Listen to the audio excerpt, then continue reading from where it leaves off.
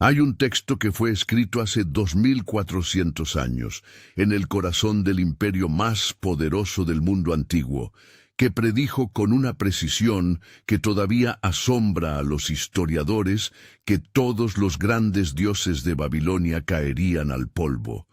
Y ese texto describe a los ídolos con un sarcasmo tan devastador, tan clínicamente preciso, que se lee más como un informe forense que como una advertencia profética. Ese texto se llama el Libro de Baruch. Contiene una carta escrita por el profeta Jeremías, que enumera caso por caso todo lo que los dioses más poderosos de la civilización antigua no pueden hacer. Y tu Biblia, dependiendo de cuál tienes en las manos ahora mismo, no lo tiene. Estamos en el año 597 a.C. El ejército de Nabucodonosor acaba de rodear Jerusalén. El rey Joaquín ha capitulado. Los sacerdotes, los escribas, los artesanos, la élite intelectual y religiosa de Israel está siendo llevada a pie por cientos de kilómetros hasta Babilonia, la ciudad más grande del mundo conocido.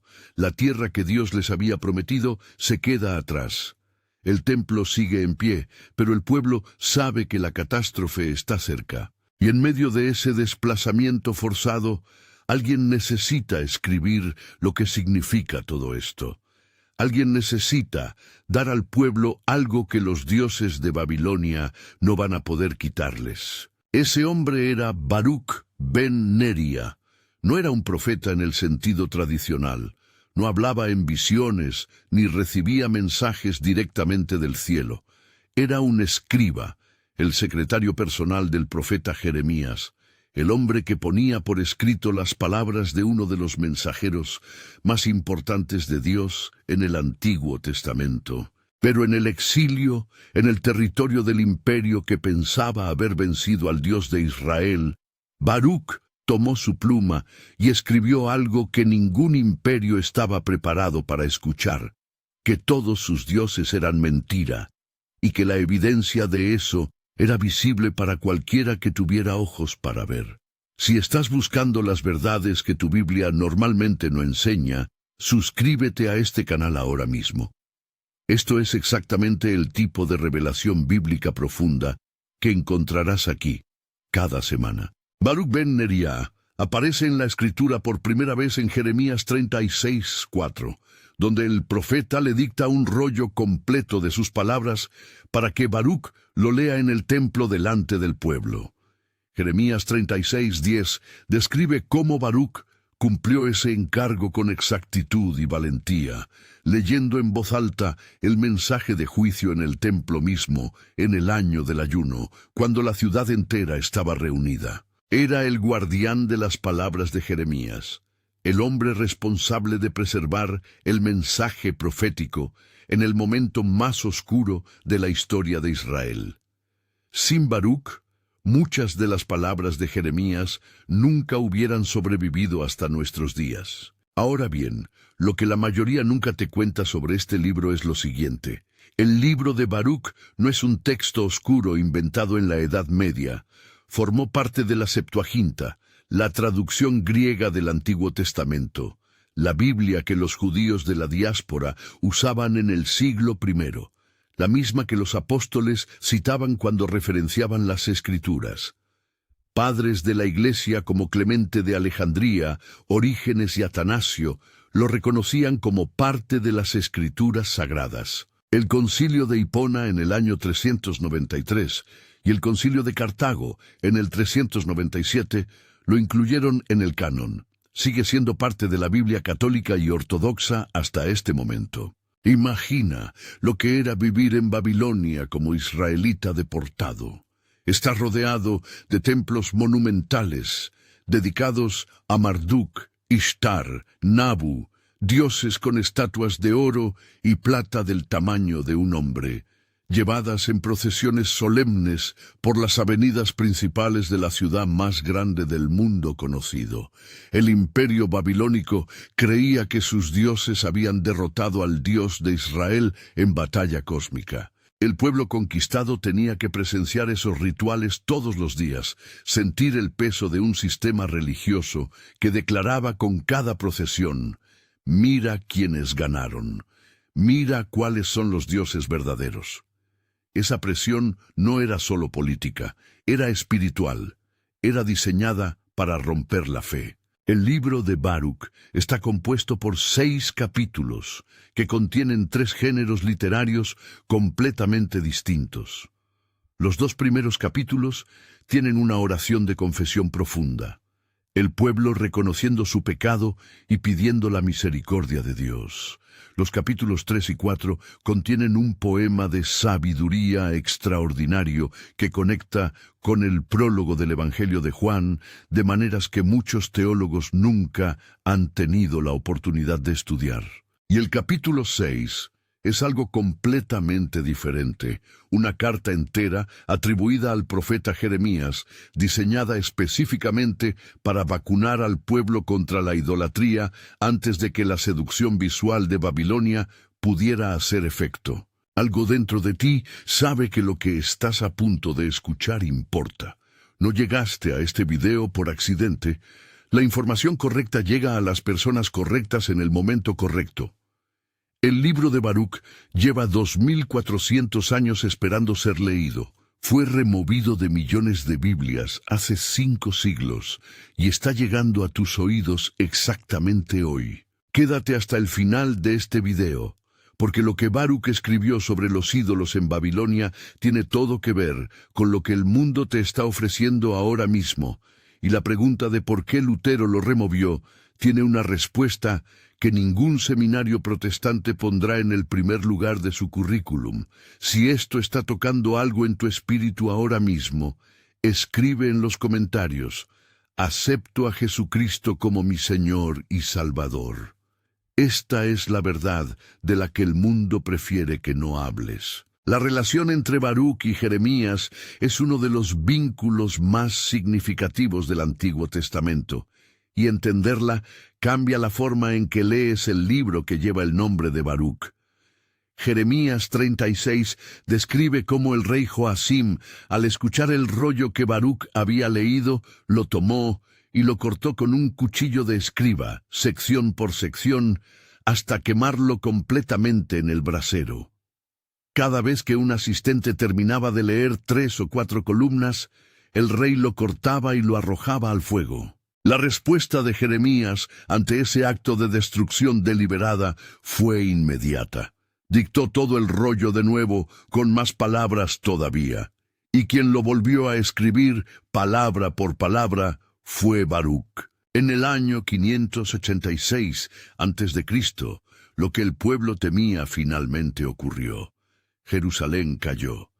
El templo que Salomón había construido, el lugar donde la presencia de Dios habitaba de una manera visible y tangible, fue quemado hasta los cimientos por el ejército babilónico.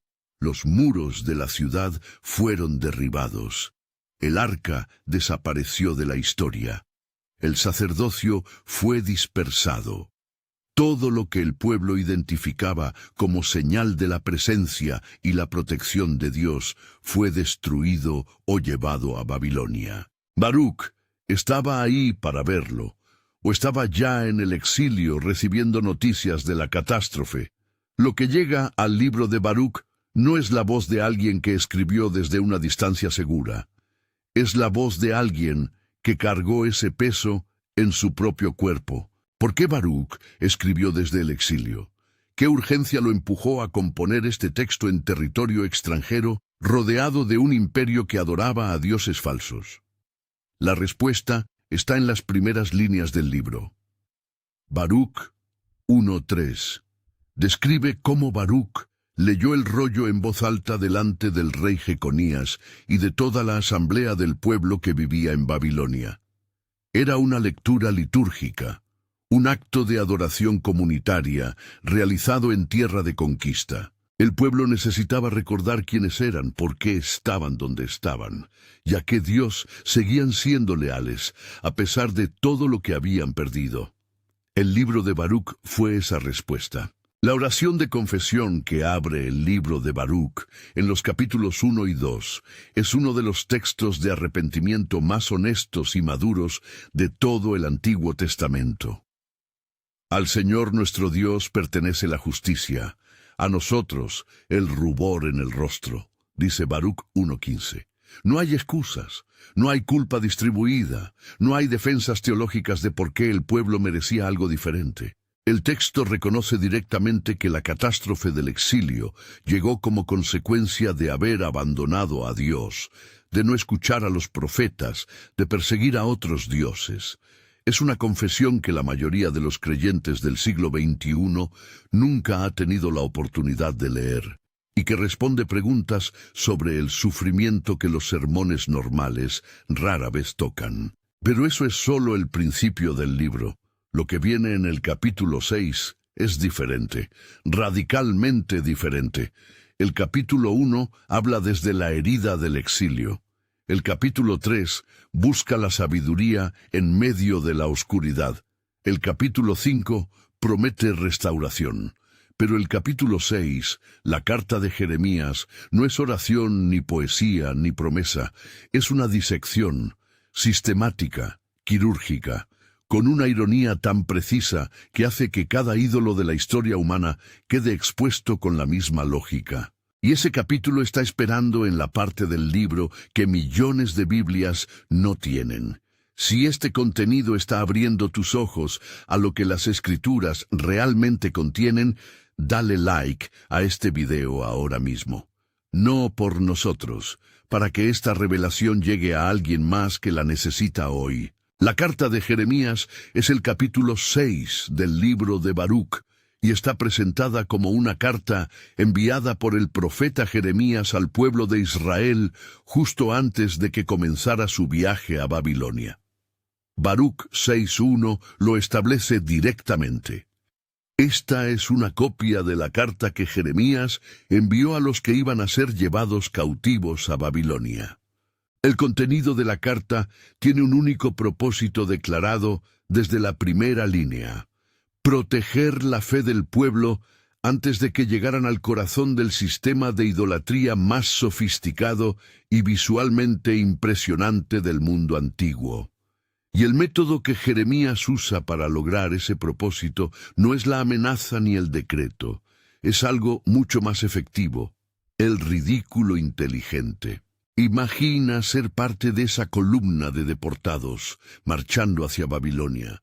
Sabes que en semanas estarás en una ciudad con zigurats de 90 metros de altura, con estatuas de dioses cubiertas de láminas de oro, con procesiones anuales donde la estatua de Marduk era llevada en carros triunfales, mientras miles de sacerdotes cantaban y las multitudes se prosternaban.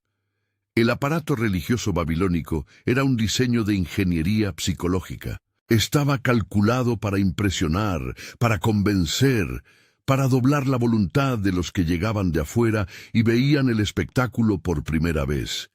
Jeremías sabía exactamente lo que ese espectáculo podía hacerle a la fe de un pueblo que acababa de ver destruido todo lo que identificaban como señal del poder de Dios. La declaración central de toda la carta no es una amenaza, no es una condena, no es un decreto sobre lo que le pasará a los que caigan en idolatría.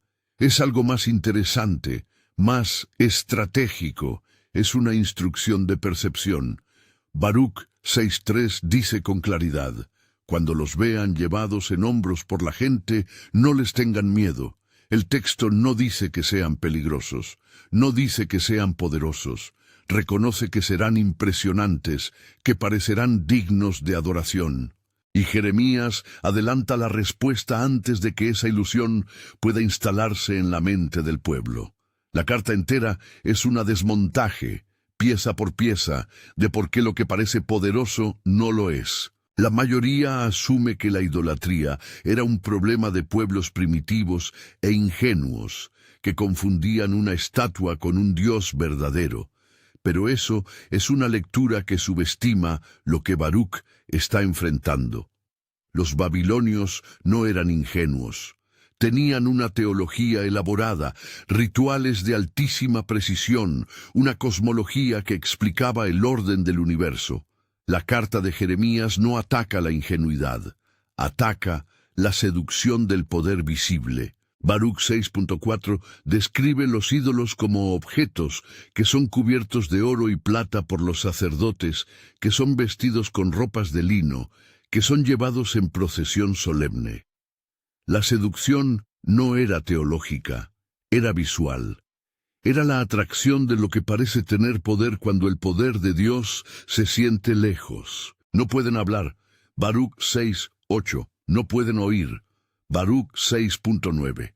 No pueden pararse por sí mismos. Si los derriban no pueden levantarse. No pueden salvarse a sí mismos ni salvar a nadie que les implore. No pueden caminar. No pueden moverse.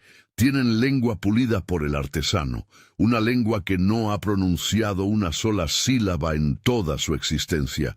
Tienen ojos de piedra preciosa que no han visto nada. Tienen oídos de metal que no han percibido el llanto de un solo ser humano. Son objetos de oro que necesitan que hombres los carguen para ir de un lugar a otro. Jeremías los describe con la frialdad y la precisión de un médico forense certificando una muerte. ¿Cuántas veces en tu vida has puesto tu esperanza en algo que no puede escucharte?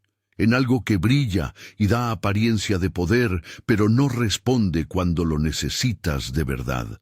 Jeremías no estaba hablando únicamente de estatuas de arcilla cubiertas de oro en las calles de Babilonia. Estaba hablando de cualquier cosa a la que entregues tu confianza que no sea el Dios vivo. Y lo que describe a continuación hace que esa pregunta sea imposible de ignorar, porque baja al nivel de lo concreto, de lo observable, de lo que cualquier persona que pasara por las calles de Babilonia podía ver con sus propios ojos. Si has sentido que hay más verdad en las Escrituras de la que te han enseñado, que hay piezas del misterio que siguen sin respuesta, dejé algo para ti en el primer comentario fijado de este video. Es para los que están listos para ir más profundo. Baruch 6.21 contiene una imagen que es difícil de leer sin sentir al mismo tiempo la ironía y el peso teológico de lo que significa. Los ratones y las ratas construyen sus nidos sobre los cuerpos de estos dioses. Las criaturas más pequeñas, más despreciadas del mundo antiguo, los animales que el sistema levítico identificaba con la impureza, eligieron vivir dentro del cuerpo sagrado de los dioses más poderosos de Babilonia. No porque los dioses lo permitieran como señal de gracia, sino porque no podían impedirlo, no tenían voluntad para decir no. El Dios al que se ofrecían sacrificios humanos no tenía recursos para echar a un ratón de su propia cabeza. Las palomas se posan en sus cabezas. Baruch 6.22. Las aves que vuelan libres sobre el imperio, que no reconocen el concepto de lo sagrado ni el de lo profano, simplemente aterrizan sobre las cabezas de los grandes dioses de oro de Babilonia, porque son una superficie conveniente para descansar. Los dioses que fueron construidos para inspirar terror religioso, para ante quienes los reyes más poderosos del mundo conocido se postraban en humillación ritual, reciben palomas en su cabeza y ratones en su vientre, y los sacerdotes tienen que venir con trapos a limpiar lo que los animales dejaron. Esa es la imagen que Jeremías quería que el pueblo llevara grabada en la mente cada vez que viera una procesión babilónica. Baruch 6.34 al 38 desarrolla la lista exhaustiva de lo que los ídolos no pueden hacer en los momentos que realmente importan. No pueden librar a un hombre de la muerte, no pueden proteger a la viuda, no pueden dar pan al hambriento, no pueden librar a un cautivo de sus cadenas, no pueden ver al enfermo que se prosterna ante ellos, no pueden consolar al que llora. Jeremías enumera meticulosamente, caso por caso, cada situación en que un Dios verdadero debería actuar, y muestra que la estatua permanece inmóvil, silenciosa, incapaz. No es un argumento filosófico sobre la existencia de Dios, es un test práctico, observable, verificable. ¿Puede hacer algo? No. Caso cerrado.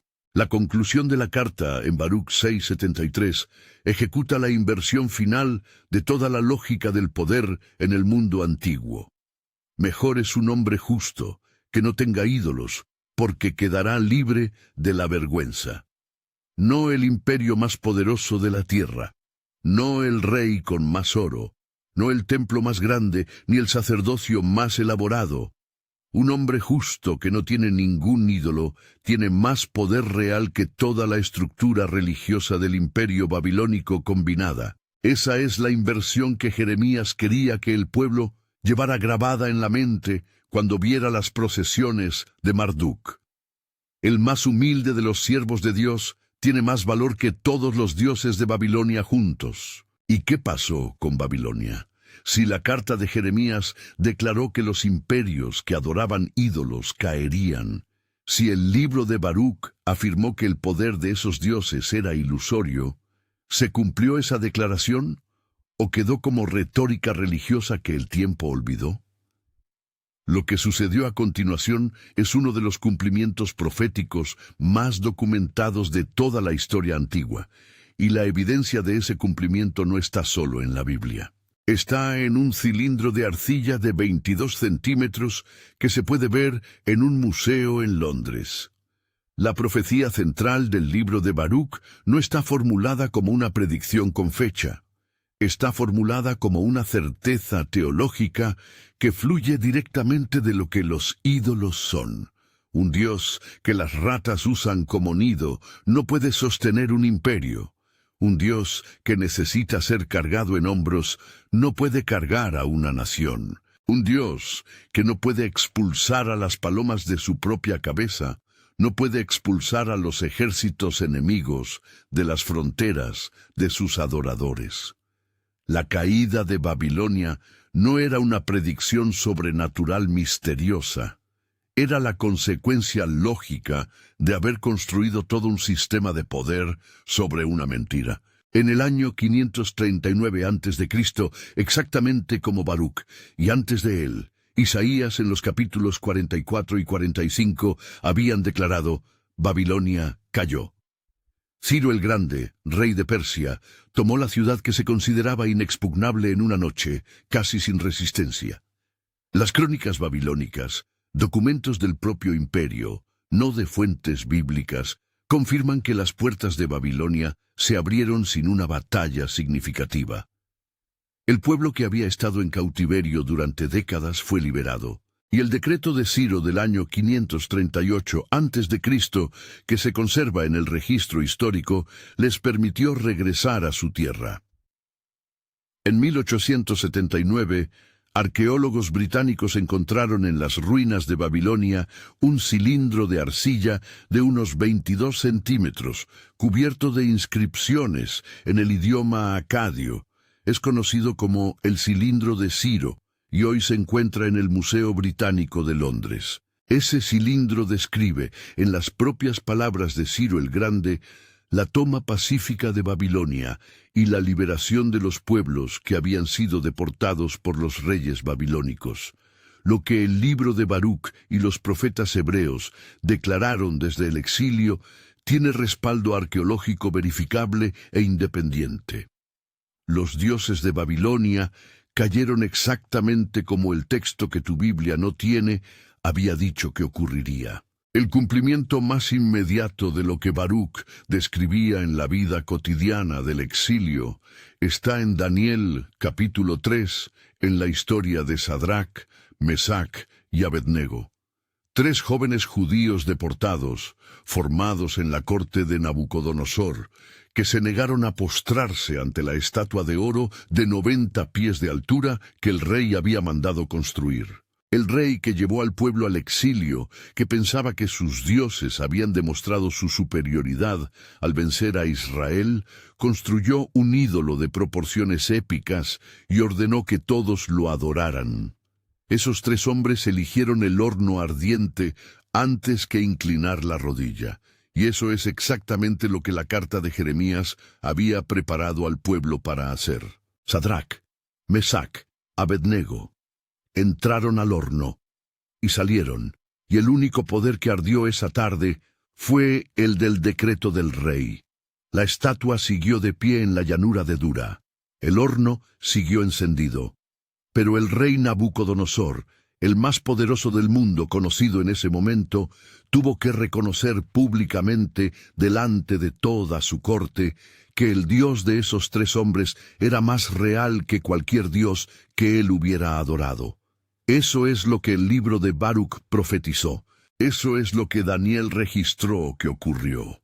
Y eso es lo que la carta de Jeremías diseñó, personas que no doblarían la rodilla, porque sabían exactamente lo que estaban mirando. ¿Dónde está la sabiduría? Esa es la pregunta que abre el capítulo 3 de Baruch, y no lo hace como ejercicio filosófico abstracto.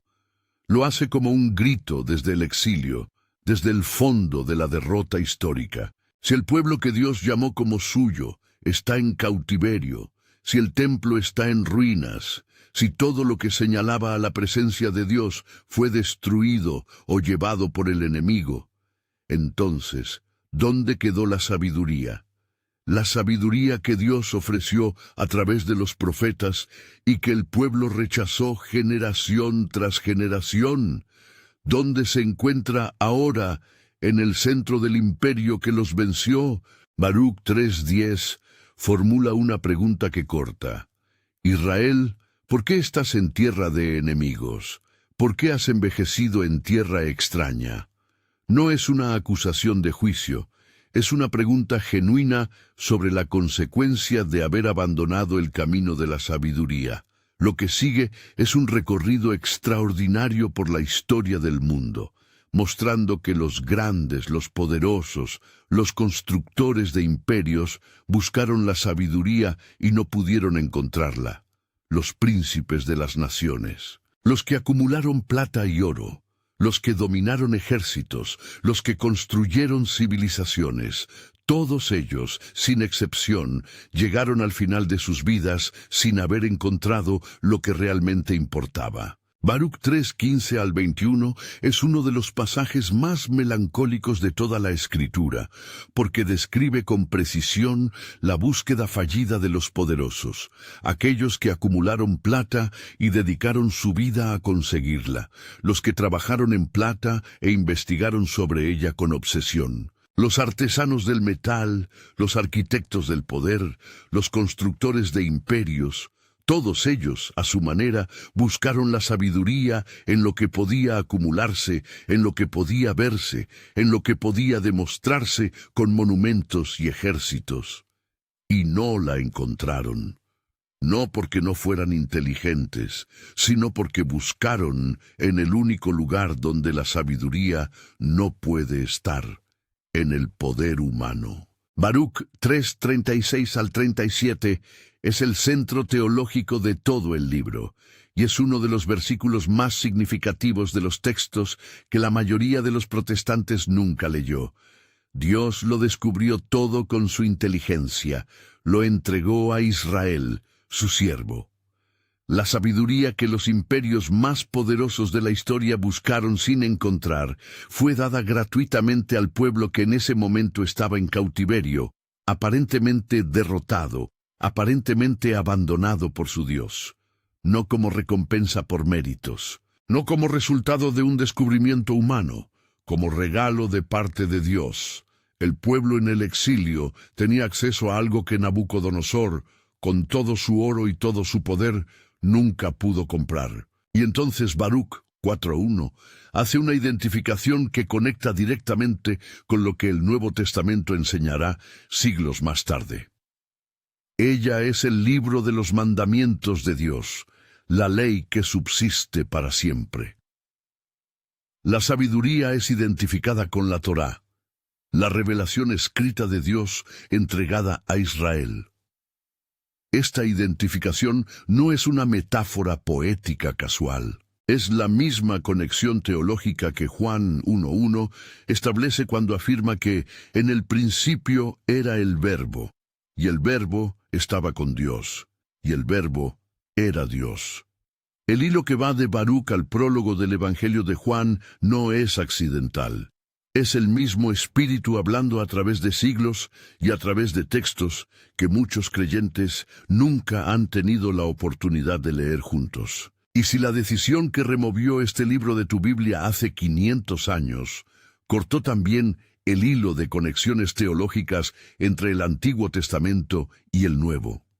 Y si lo que Lutero separó como menos canónico incluía justamente los textos que preparaban el terreno teológico para entender la encarnación de Cristo con mayor profundidad.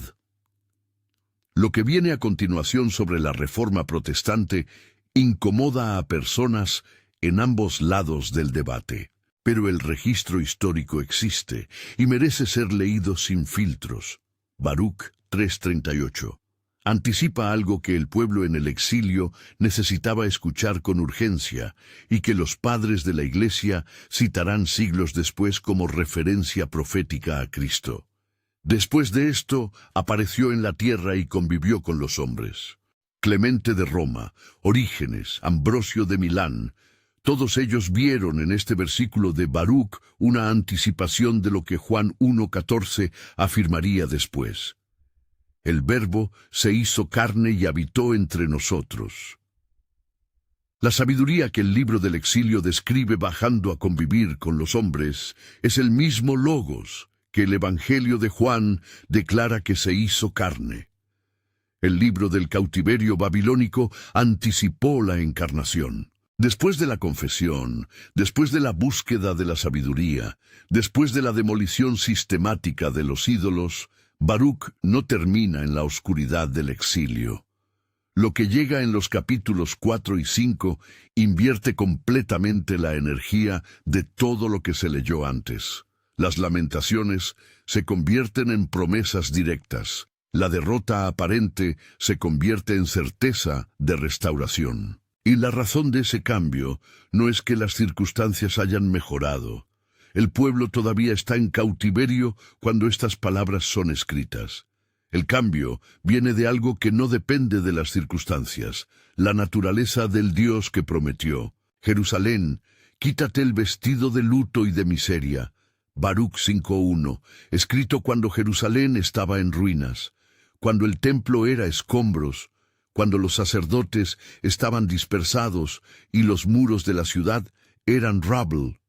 En ese momento exacto, en ese contexto de destrucción total, el texto emite una orden de restauración, no una promesa condicional, no un quizás si se arrepienten, una orden directa a la ciudad devastada. Quítate el vestido de luto, ponte el manto de la gloria de Dios para siempre. La voz profética le habla a la realidad que todavía no existe, como si fuera tan cierta como la que sí existe. Baruch 5:9 completa la promesa de restauración con una imagen que combina poder, amor y certeza en una sola frase.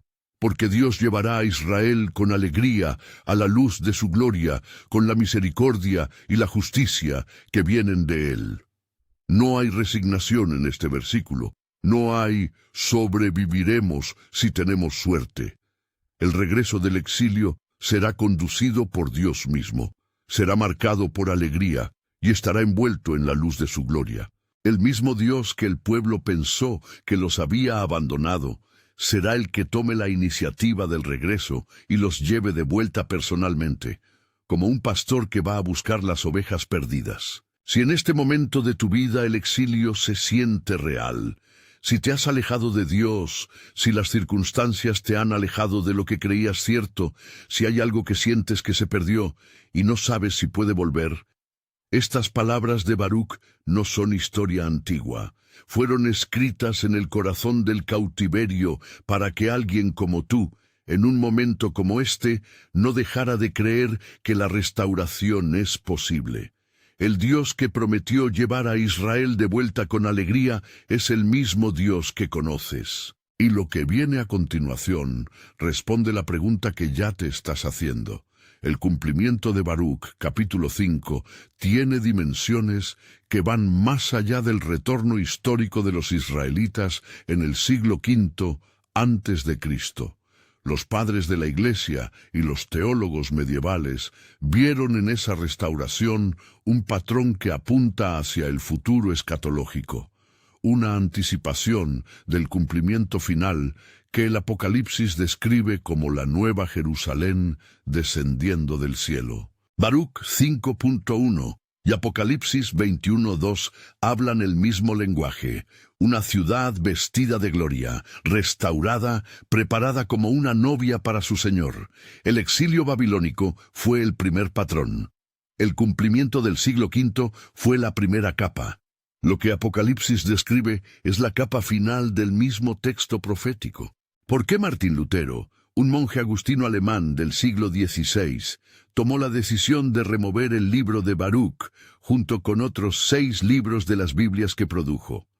Fue una decisión puramente académica y teológica, tomada solo después de un estudio exhaustivo e imparcial de los textos.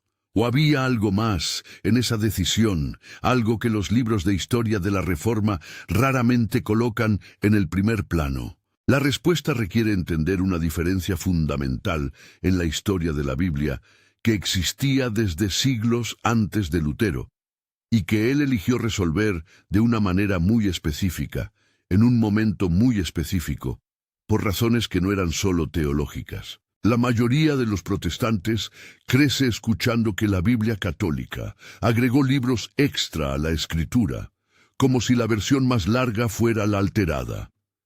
Pero eso invierte la historia. La realidad es que existían 2 versiones del canon hebreo en uso durante el período del Segundo Templo. La Biblia hebrea, escrita en hebreo y arameo, con 39 libros, y la Septuaginta, la traducción griega que contenía esos 39 libros más los textos deuterocanónicos, incluyendo Baruch. La iglesia cristiana primitiva, la iglesia de los apóstoles, la iglesia que escribió el Nuevo Testamento, usó la Septuaginta. Cuando Pablo cita las Escrituras en sus cartas, la mayoría de sus citas vienen de la Septuaginta. Hacia el año 90 después de Cristo, en una reunión de eruditos judíos en la ciudad de Jamnia, se discutió el canon oficial del judaísmo. El judaísmo rabínico, que se estaba reconstituyendo después de la destrucción del templo en el año 70 por los romanos, decidió reconocer solo los textos que existían en hebreo o arameo. Los deuterocanónicos, escritos o conservados principalmente en griego, quedaron fuera del canon judío que ese movimiento definió. Esta decisión fue tomada 6 décadas después de la resurrección de Cristo, por una comunidad que rechazaba a Jesús como Mesías. Y fue esa decisión la que Lutero, 15 siglos después, eligió usar como base. Lo que llama la atención en la historia de Lutero no es que haya usado el canon hebreo como referencia. Lo que llama la atención es el contexto en que tomó esa decisión. En 1519, en su famoso debate con el teólogo Johann Eck en Leipzig, Eck usó un versículo de 2 Macabeos, 12:45-46, un texto deuterocanónico, para defender la doctrina del purgatorio. Lutero no podía refutar ese argumento mientras reconociera ese versículo como escritura canónica. La solución fue excluir el libro que lo contenía de la categoría de escritura canónica. Cuando la respuesta a un argumento bíblico es remover el libro que lo contiene, eso no es puramente teología. Eso también es estrategia. Escúchalo con la claridad que merece. Los deuterocanónicos estaban en la Biblia antes de que la Reforma existiera. La iglesia primitiva los leyó. Los apóstoles los conocían. Los padres de la iglesia los citaban. Lutero los separó y los llamó apócrifos, útiles para leer, pero no iguales a la Escritura. Sus sucesores reformados los removieron completamente. Calvino siguió y construyó toda su teología sobre el canon corto. Las Biblias protestantes del siglo XVII, incluyendo las más distribuidas en el mundo angloparlante, salieron sin ellos. Una decisión del siglo XVI determinó lo que más de 1.000 millones de personas nunca leerán. El argumento principal de Lutero era coherente dentro de su propia lógica. Si el judaísmo rabínico no incluía estos textos en su canon, la Iglesia cristiana, que reconoce la herencia directa del Antiguo Testamento hebreo, tampoco debería. Era una posición que tenía sustento académico, pero tenía un problema fundamental que sus defensores raramente mencionan. La Iglesia del siglo I, la Iglesia que escribió el Nuevo Testamento, no usó el canon que el judaísmo de Jamnia definió en el año 90 DC. Usó la Septuaginta. Y esa diferencia no es menor. Es la diferencia entre construir sobre el fundamento apostólico o construir sobre una decisión rabínica posterior que el propio judaísmo no consideró definitiva hasta el siglo II. ¿Por qué el libro de Baruch sobrevivió en griego y no existe una versión hebrea conocida? Esta es una pregunta que los académicos todavía debaten activamente. Algunos estudiosos argumentan que el texto original fue escrito en hebreo o arameo y que el original semítico simplemente se perdió en la turbulencia de los siglos. Otros proponen que fue compuesto directamente en griego por la comunidad judía de la diáspora, para quienes el griego era la lengua cotidiana. Ninguna de estas posibilidades lo hace menos antiguo, menos significativo, ni menos parte de la tradición de la fe. El problema no es que el texto sea sospechoso. El problema es que en el siglo XVI no existe en hebreo, se convirtió automáticamente en sinónimo de no es canónico. Juan Calvino fue más categórico que Lutero en su rechazo de los deuterocanónicos. Mientras Lutero mantuvo estos textos en una categoría separada dentro de su Biblia, con una nota de que eran útiles aunque no canónicos, Calvino los excluyó con mayor determinación, considerando inapropiado su uso para establecer doctrina. El calvinismo, que se convertiría en la base del protestantismo reformado, del puritanismo inglés y escocés, del presbiterianismo, y que influiría en gran parte del evangelicalismo moderno, construyó su estructura doctrinal sobre el canon hebreo de 39 libros. No porque sus fundadores estudiaran exhaustivamente cada texto y lo encontraran defectuoso, sino porque la tradición teológica que heredaron ya los había apartado. En el año 1546, durante el Concilio de Trento, la Iglesia Católica respondió formalmente a la Reforma con uno de sus decretos más importantes, la definición dogmática del canon bíblico. El concilio incluyó explícitamente los 7 libros deuterocanónicos y declaró como anatema a quien los rechazara como parte del canon. Esta respuesta no fue simplemente una defensa teológica de textos antiguos. Fue también una declaración de identidad confesional en el contexto de una ruptura que estaba dividiendo a la cristiandad occidental. A partir de ese momento, la pregunta sobre qué libros están en la Biblia dejó de ser un debate académico. Se convirtió en un marcador de pertenencia religiosa. Detente un momento. Piensa en lo que esto significa para ti personalmente.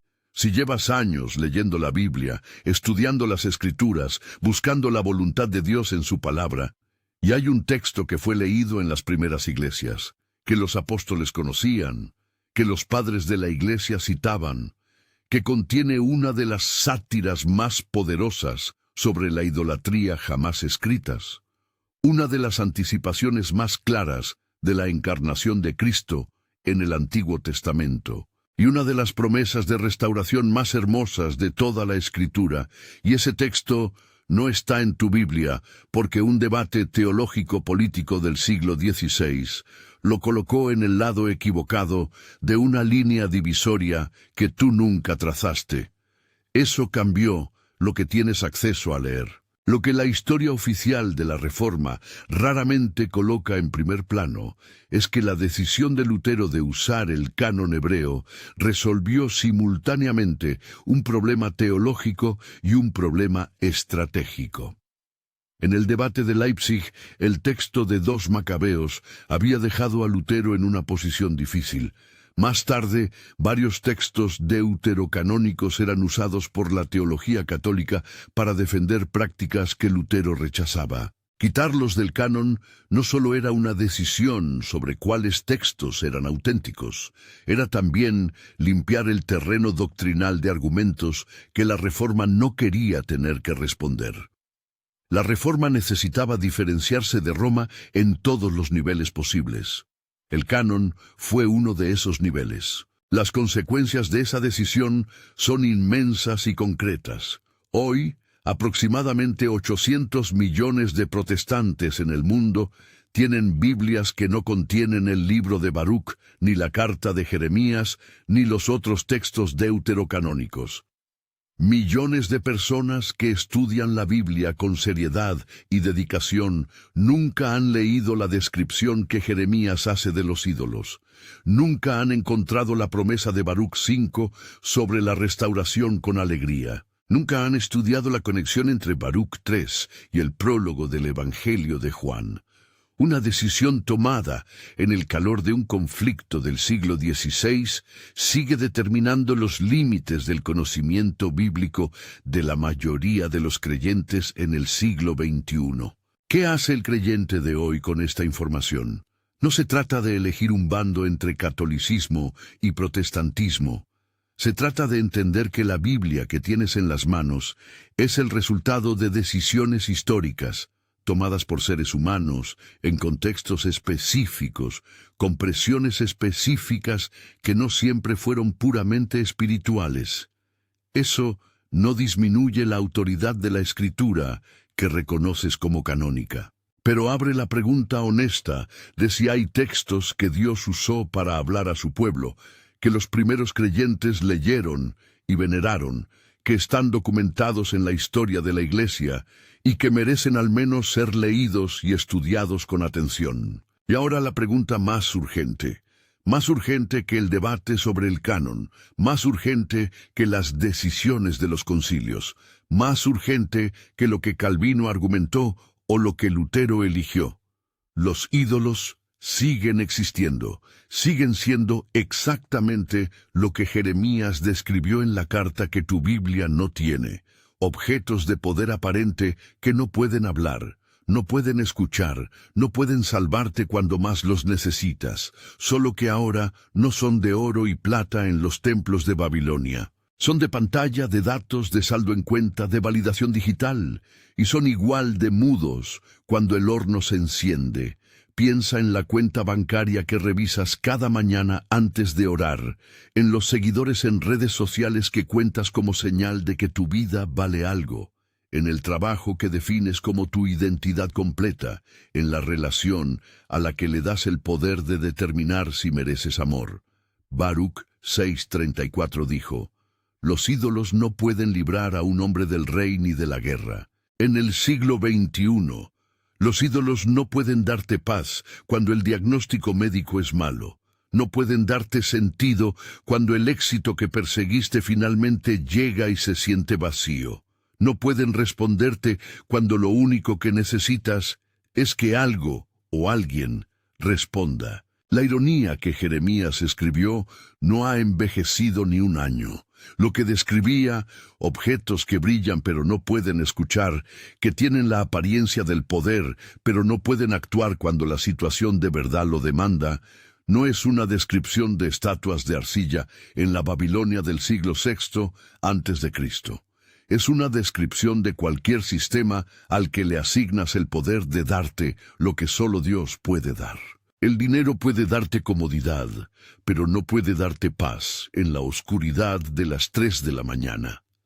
La fama puede darte reconocimiento, pero no puede darte propósito cuando el escenario está vacío. El poder puede darte control, pero no puede darte amor cuando más lo necesitas. No pueden hablar cuando el miedo llega sin aviso y sin lógica.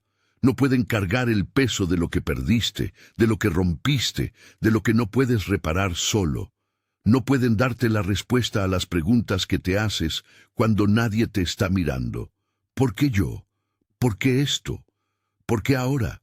Son mudos, son inertes, son exactamente lo que Jeremías describió con una precisión que 2400 años no han podido envejecer. Y las palomas que hoy se posan en la cabeza de los ídolos modernos son las mismas palomas de Baruch 6:22, porque ningún ídolo en ningún siglo ha podido decirles que se vayan. Si en este momento de tu vida sientes que estás en tierra extraña, alejado de Dios, lejos de quien eras, en un lugar que no elegiste, entonces el libro de Baruch no es historia de otro tiempo.